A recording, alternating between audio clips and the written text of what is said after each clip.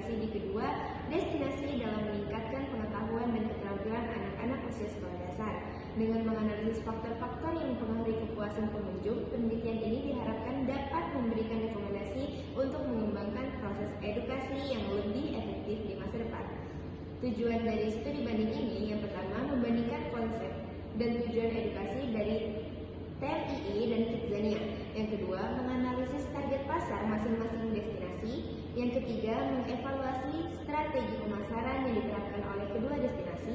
Yang keempat, mengukur keberhasilan kedua destinasi dalam pencapaian tujuan edukasinya. Lalu, adapun peran wisata dalam pendidikan. Yang pertama, Taman Mini Indonesia Indah dapat memainkan peran penting dalam membangun karakteristik individu, salah satunya dalam hal pendidikan, seperti penyediaan akses ke pengetahuan dan pemahaman tentang beragam budaya, sejarah, dan tradisi di Indonesia. Yang kedua, Kidzania meningkatkan kemampuan anak untuk berinteraksi dan bekerja sama dengan orang lain, menerima dan menegosiasi tanggung jawab dan peran yang berbeda, juga menghormati keberadaan orang lain. Lalu ada konsep TMII, yaitu Miniatur Indonesia dengan fokus pada keberagaman budaya dan sejarah. Sedangkan Kidzania, kota mini yang memungkinkan anak-anak berperan sebagai orang dewasa dalam berbagai profesi seperti dokter, koki, pilot, dan lain sebagainya. Lalu tujuan utama, yang pertama TMII memperkenalkan dan melestarikan keberagaman budaya Indonesia, menumbuhkan rasa nasionalisme, dan memberikan pemahaman tentang sejarah dan kehidupan masyarakat Indonesia. Lalu ada Kidzania, mengembangkan keterampilan sosial, membangun kepercayaan diri, dan memberikan pemahaman dasar tentang dunia kerja dan ekonomi. Lalu ada interaksi edukasi.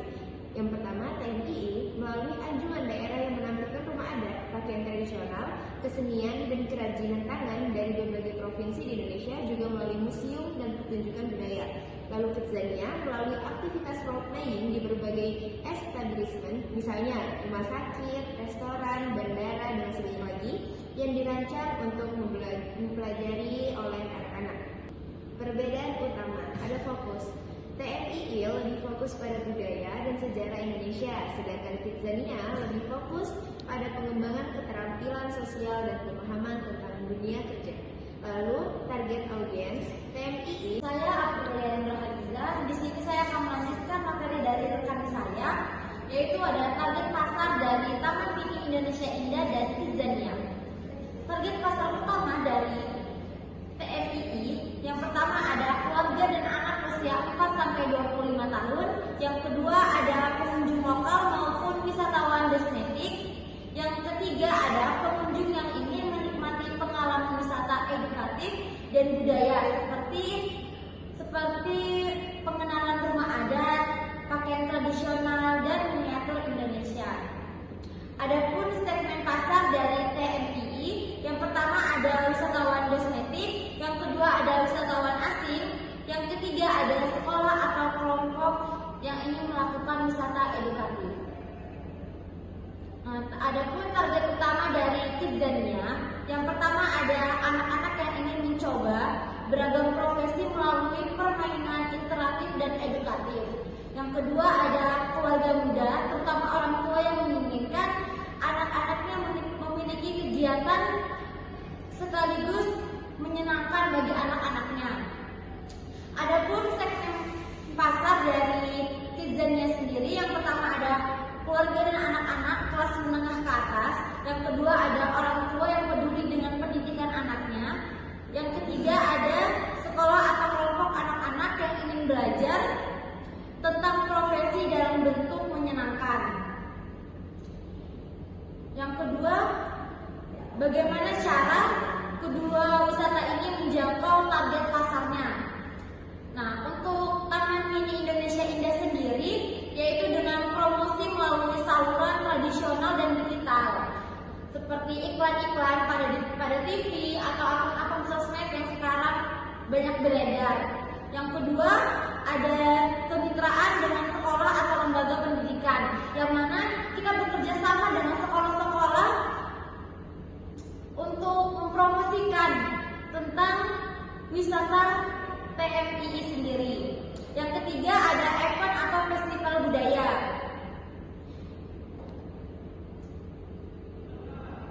Adapun target pasaran Kidzania sendiri, yang pertama ada pemasaran digital atau kolaborasi dengan brand anak.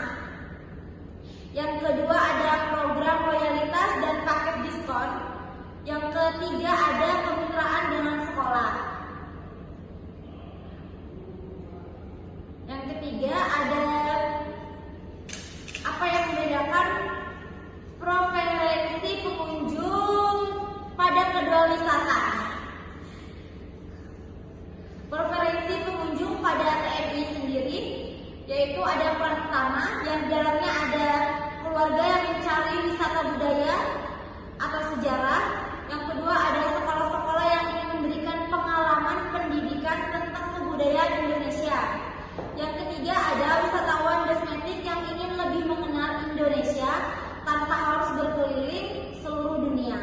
Adapun preferensi dari Kidzania, pengunjung Kidzania lebih tertarik pada pengalaman bermain peran dan simulasi dunia kerja. Adapun peran utamanya yaitu anak-anak yang tertarik pada dunia profesi. Terus ada keluarga muda yang mencari tempat hiburan yang juga mendidik. Terus ada pengunjung yang menginginkan kegiatan yang interaktif dan berbasis permainan. Yaitu strategi pemasaran. Strategi pemasaran umum pada Taman Mini Indonesia Indah. Yang pertama ada posisi sebagai etalase budaya Indonesia. Yang kedua ada fokus pada keluarga. Yang ketiga ada kerjasama dengan pemerintah dan lembaga budaya. Adapun strategi pemasaran umum pada Kidzania, yang pertama yaitu posisi sebagai kota anak-anak. Yang kedua ada fokus pada edukatif. Yang ketiga ada target pasar yang spektif. Yang kedua yaitu promosi program edukasi dari Taman Mini Indonesia Indah. Yang pertama ada menggabungkan edukasi dengan rekreasi. Yang kedua ada kolaborasi dengan sekolah. Yang ketiga ada pemanfaatan anjungan daerah. Adapun promosi program edukasi dari Kidzania, yang pertama yaitu konsep belajar sambil bermain. Yang kedua ada partnership dengan berbagai merek. Yang ketiga ada program edukasi yang berstruktur. Terus ada peran media sosial pada Taman Mini Indonesia Indah. Yang pertama itu sebagai platform utama, yang kedua sebagai konten, yang ketiga sebagai interaktif dengan pengunjung. Adapun peran media sosial pada Kidzania, yang pertama ada platform utama sama seperti TMI tadi, yang kedua ada konten sama juga, yang ketiga ada influencer marketing. Dengan saya Dilasari, di sini saya akan melanjutkan paparan materi dari rekan saya, yaitu yang keempat ada pengalaman pengunjung. Yang pertama yaitu pengalaman belajar. Taman Mini Indonesia Indah. Pengunjung TMI umumnya mendapatkan pengalaman belajar yang lebih bersifat pasif. Mereka dapat menjelajahi berbagai anjungan yang mempresentasikan budaya dan kehidupan masyarakat Indonesia. Namun interaksi yang bersifat langsung dan mendalam dalam materi pembelajaran cenderung terbatas. Pengalaman belajar di TMI lebih menekankan pada eksplorasi visual dan pemahaman konsep secara umum. Yang kedua yaitu ada Kidzania. Pengunjung Kidzania, terutama pada anak-anak, mendapatkan pengalaman belajar yang sangat aktif dan interaktif. Mereka dapat berperan sebagai berbagai profesi, melakukan tugas-tugas nyata dan belajar melalui pengalaman lapangan. Yang kedua ada kepuasan pengunjung. Faktor yang memuaskan untuk Taman Mini Indonesia Indah yaitu pengunjung umumnya puas dengan keberagaman budaya yang disajikan, ada keindahan alam dan suasana yang santai. Banyak pengunjung yang merasa bangga dengan kekayaan budaya Indonesia setelah mengunjungi TMI. Faktor yang memuaskan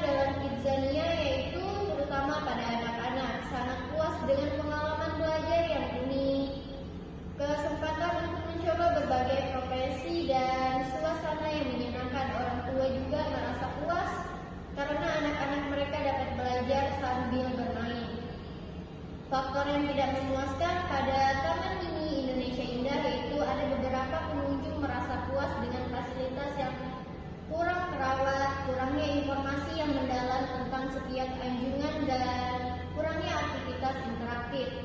Ketidakpuasan terhadap Kidzania yaitu beberapa pengunjung merasa antrian terlalu panjang, biaya tiket yang mahal, dan durasi waktu bermain yang terbatas.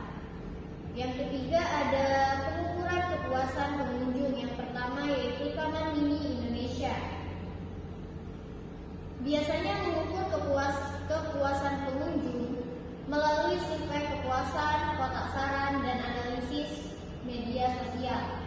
Untuk Kidzania sendiri menggunakan berbagai metode untuk mengukur kepuasan pengunjung seperti survei kepuasan, analisis data transaksi, dan Net Promoter Score. Nah, yang kelima ada evaluasi keberhasilan. Yang pertama yaitu cara mengukur keberhasilan. Adapun pada Taman Mini Indonesia Indah yaitu survei kepuasan pengunjung.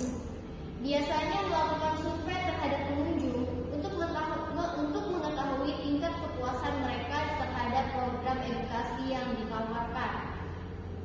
Dan selanjutnya ada analisis data kunjungan. Menganalisis data kunjungan seperti jumlah pengunjung yang mengikuti program edukasi tertentu, durasi kunjungan, dan asal daerah pengunjung. Ada juga evaluasi program secara berskala.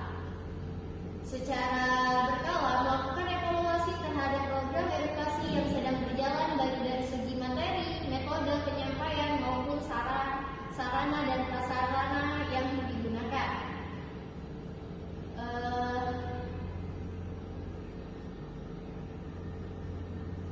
Adapun cara mengukur keberhasilan terhadap Kidzania. Yang pertama adalah metrik kinerjanya. Kidzania menggunakan berbagai metrik kinerja untuk mengukur keberhasilan program edukasi seperti tingkat partisipasi anak dalam aktivitas, durasi rata-rata bermain di setiap aktivitas. Adapun cara mengukur keberhasilan terhadap Kidzania. Yang pertama adalah metrik kinerjanya. Kidzania menggunakan berbagai metrik kinerja untuk mengukur keberhasilan program edukasi seperti tingkat partisipasi anak dalam aktivitas, durasi rata-rata bermain di setiap aktivitas, dan nilai rata-rata evaluasi yang diberikan anak terhadap aktivitas. Ada juga umpan balik peserta. Kidzania secara aktif mengumpulkan umpan balik dari peserta baik anak-anak maupun orang tua melalui survei. Yang terakhir ada analisis data transaksi Kidzania. Kidzania menganalisis data transaksi untuk melihat pola pembelian tiket dan aktivitas yang paling populer. Yang kedua ada indikator keberhasilan. Peningkatan pengetahuan dan keterampilan. Indikator utama keberhasilan adalah peningkatan pengetahuan dan keterampilan peserta setelah mengikuti program edukasi. Selanjutnya ada peningkatan minat belajar. Keberhasilan program edukasi juga dapat dilihat dari meningkatnya minat belajar peserta. Ada juga perubahan perilaku. Program edukasi yang sukses diharapkan dapat mengubah perilaku peserta. Misalnya, peserta menjadi lebih peduli terhadap lingkungan, lebih menghargai keberagaman budaya, dan lebih tertarik pada bidang tertentu. Dan yang terakhir ada kepuasan peserta. Tingkat kepuasan peserta merupakan indikator penting lainnya. Peserta yang merasa puas cenderung akan merekomendasikan program kepada orang lain. Yang ketiga yaitu perbaikan dan pengembangan suatu program. Yang pertama ada edukasi, evaluasi berkala, inovasi, kolaborasi, dan adaptasi terhadap kebutuhan peserta. Baik TNI maupun Kidzania melakukan evaluasi secara berkala untuk mengidentifikasi area yang perlu diperbaiki. Hasil evaluasi digunakan sebagai dasar untuk melakukan perbaikan dan pengembangan program. Kedua destinasi terus berupaya untuk menghadirkan sebuah program edukasi yang inovatif dan menarik. TNI dan Kidzania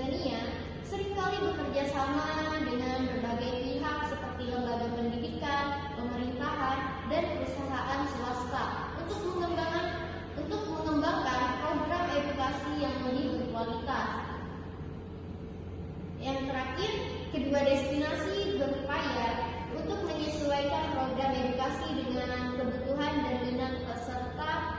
Mereka melakukan riset pasar untuk mengetahui apa yang diinginkan oleh pengunjung.